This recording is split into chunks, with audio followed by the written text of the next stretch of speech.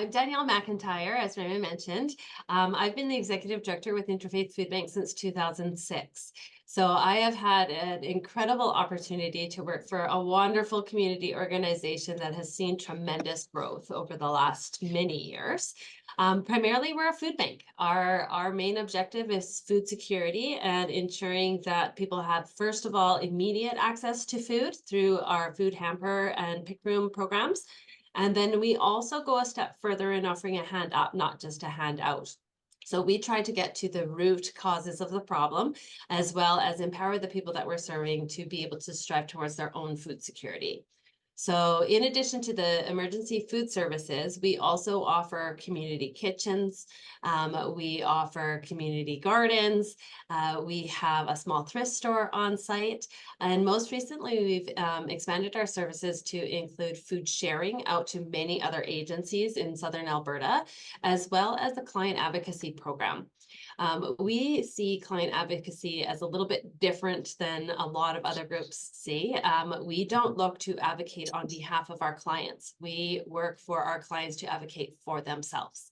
So a lot of our work involves partnerships with other agencies to be able to refer people to the services that can address the underlying issues that are leading to their food insecurity. And we also offer a lot of programming here on site in partnership with those other agencies. I love that. And it seems so holistic and an evolution of the food bank too. I think there's a perspective we've had of the food bank, and now we see how it can evolve and do so much more for community.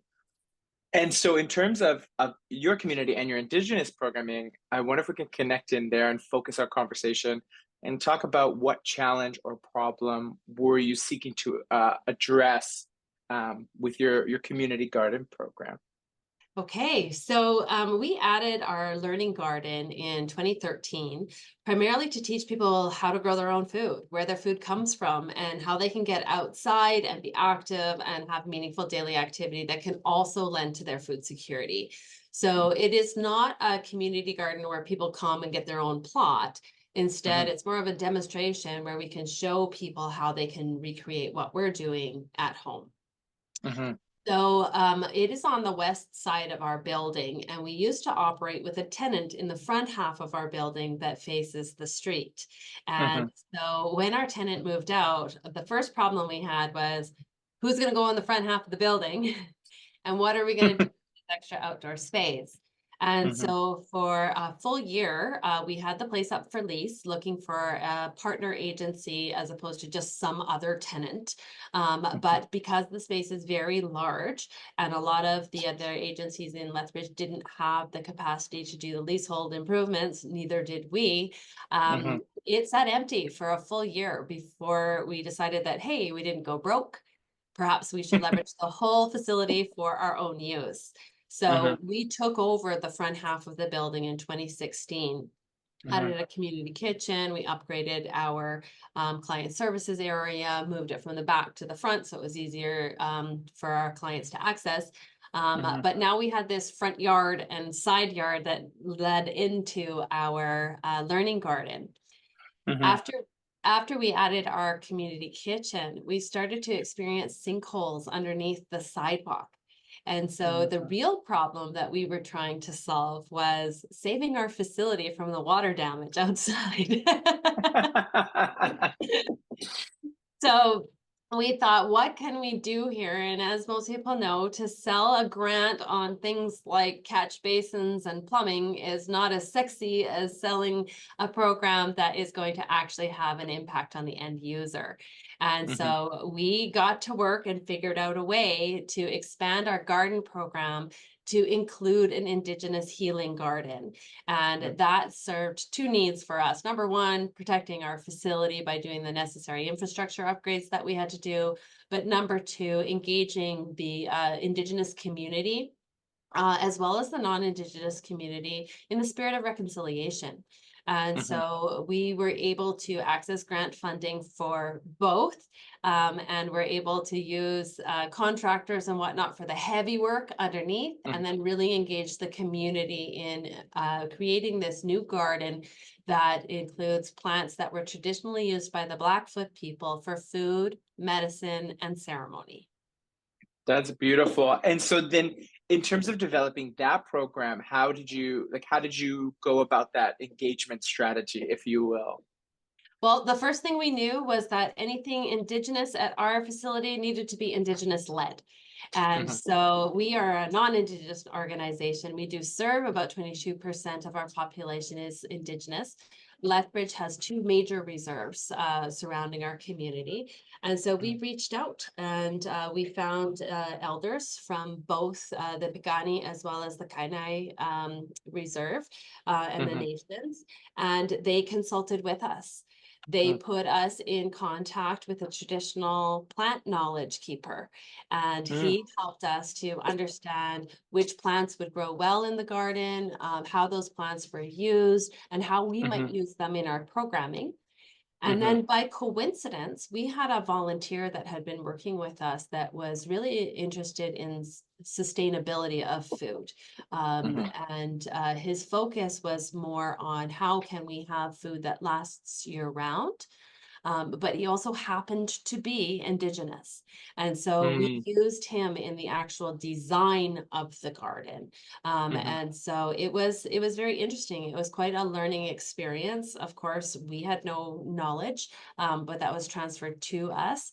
And we have had the privilege of working with several Indigenous groups in our community who use the space for their programming. Wow. That is beautiful. And so in terms of like what traditional knowledge during that process, what are some of the most, maybe a takeaway for you specifically, like what came up during the process and then how did that come to life in the program you now operate? I think more than anything else, and again, because we were coming at it from a spirit of reconciliation, is Mhm. we understood finally how much the land is everything. Mhm. Everything. And not only do we want to have an appreciation for the culture, but we want to return to actually using the land in the best interest of the people. And Mhm. so that was a big thing for us to learn. Simple things, even like when we make the berry soup, we return a berry to the garden so that Mhm. we are able to really honor the spirit of the land that sustains all of us. Mhm. And then the other information was that actual specific information about the plants. So we Mm. grow tobacco so that we can harvest the tobacco and we can gift the tobacco to our elders. We Mm. also have sage for smudging and sweetgrass and things as such. But I think one of the most exciting things for me was that we were able to create a page on our website where Mhm. people who are visiting the garden can not only grab a raspberry on their way by, but they can Mhm. also scan the QR codes that are on our plant markers Mhm. that will take you to the website. And there's a Blackfoot speaking elder that says the word in Blackfoot, and you Mhm. can learn about how that plant was used and Mm. where it grows and how we can use it today. Beautiful. A beautiful reciprocity for the land, and again, revitalizing traditional language and honoring that. I think that's so amazing. And so, how do you think then? How does the community? And I'd be curious to know, like, how have your non-Indigenous community members reacted to this program, and then how have your Indigenous community members reacted to this space? Well, number one, our place looks so much nicer. Right? We were also able to put in a lot of plants that our community members like, like Hmm. raspberries, and we have strawberries and yarrow. Like there's so many things out there that people are somewhat familiar with. Hmm. But I think the reception primarily was again from that reconciliation lens. We Yeah. had probably a 50-50 split of people who came to our naming and dedication ceremony, where we were Hmm. able to expose non-Indigenous community members to some of the traditions. Hmm. It's not scary when you see it all the time. Yeah. And so I think that is one of the things that's been a great advantage for the community. The other thing is our community at large. Lethbridge has really been working towards reconciliation. And Hmm. so we are seeing, especially since the 215 children in Kamloops, we are Hmm. seeing our community wanting to know more. And Mm. so in addition to learning about how to use a raspberry or taro root, right? They are also engaging in conversation, Mm, workshops. We have a lot of wellness centered activities where it's open to both Indigenous and non-Indigenous people. For mhm, programs like Reconciliation Starts With You and understanding our privilege as colonizers. mhm, So it's been really good that way. Of course, our local media has been phenomenal in helping us to get the mm, word out. mhm. But close to my heart is the fact that so many Indigenous organizations are taking advantage of the space, both our Mhm, kitchens and our gardens, which now all of our kitchens and gardens are connected. mhm. So we're able to have some of those traditional activities, like even hide tanning we've done Ah, outside in the garden. So it's an opportunity for people to reconnect with the land or mhm, connect with it for the first time, as mhm. well as for people to gather together and learn from one another, leading to us Oh, growing together. I absolutely love that. And so, what would you say for you, maybe in like as a director leadership role and bringing this to life? What are some lessons maybe that you've learned from this experience? For me, honestly, a lot of it is leaving my colonized ways behind. Mm, It's so difficult, especially when you're managing and having to yeah. deal with time schedules and whatnot. How to take a Mhm, step back and acknowledge that my ways aren't always the best ways. mhm, I think that the importance of truth and reconciliation being our primary focus helped us to stay centered on why we were doing what we were doing and mhm, acknowledging that things don't happen overnight. This is going to be a very long process. And just like mhm, the garden grows, so will our community in reconciliation. mhm. I think, again, if I had to say three things that I learned, Yeah. um, listen. Mm. Even when the elders come, they speak so quietly, and I feel like I should offer a microphone. And then I remember it's my job to listen. Mm, And so that is probably the number one. The mhm, second one is wait. mhm, Things happen when they happen because that's when they're supposed to happen. And mhm, being okay with that has been a real learning experience. mhm, And then I think more than anything else, it's partnerships. mm, Working with people that you trust, people that trust you, mhm, and acknowledging that everyone has something to bring to the table. And mhm. if you are solutions based, you will be able to figure things out if you have enough willing hands on deck. 100%. I love it. Listen, wait, partnership. New book coming from Danielle McIntyre. Yes. And so, in terms of keeping the program going, obviously grant funding can expire. So, how do you ensure the continuity of the program? Our organization primarily runs off of the generosity of our community anyways. Mm, We mhm, don't have any sustainable long-term funding at all. I'm eligible mhm, to apply for project-specific grants. So getting the garden built was our main challenge. We mhm, primarily operate with volunteer labor. And mhm, so our volunteers manage to make sure that it is always tended. And most of the plants that we put in are plants that come back every year. So it's not like mhm, we to pay for that aside from amending the soil and topping up the mulch and fertilizing the lawn if we need to, right? It's mhm, more of a maintenance issue. But in mhm, terms of the programming, again, partnerships are key to us. We focus on being food and facility people. mhm, We partner with the programmers.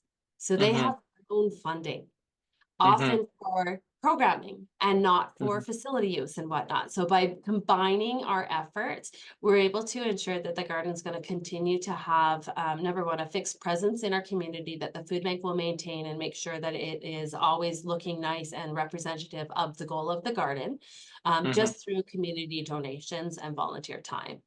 mhm, But our partners are going to ensure what is going to make sure the garden is here forever. And mhm, again, it's our partners with our Indigenous community that believe in it and want it to be successful. mm. I love that. Relationships, relationships, relationships, really, and truthfully. And so now Absolutely. take us into the future. What are your hopes for the future of the program?